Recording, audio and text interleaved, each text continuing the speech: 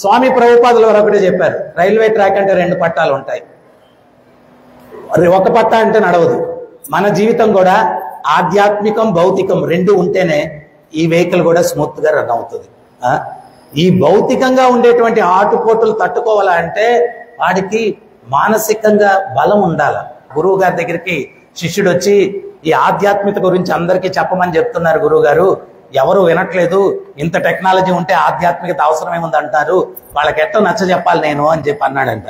అప్పుడు గురువు గారు ఉపన్యాసం మధ్యలో గొంతు తడుపుకునే దానికి ఒక గ్లాసులో నీళ్లు పెట్టున్నారు. ఇట్టాగే ఆయన గ్లాస్ ఇట్లా పైకెత్తి 10 నిమిషాలు ఇట్లా నేను ఎత్తి పట్టుకుంటే ఏమవుతుంది అన్నాడంట. ఏం కాదు గురువు గారు అన్నారు. గంట సేపు పట్టుకుంటే ఏమవుద్ది అన్నారు, చెయ్యి లాగేస్తుంది అన్నారంట.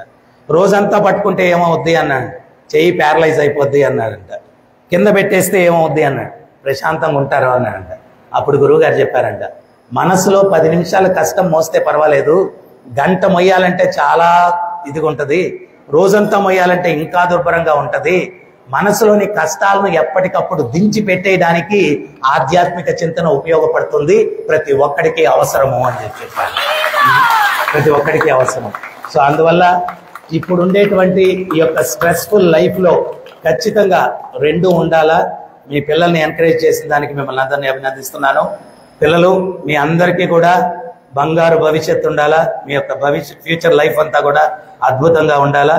భగవంతుడు కృష్ణుడు చూపించినటువంటి ధర్మ మార్గంలో నడుచుకోండి, మీ జీవితం సక్సెస్ఫుల్ గా ఉంటుంది. ఒక్కసారి అందరూ హరే కృష్ణ చెప్పండి నాతో.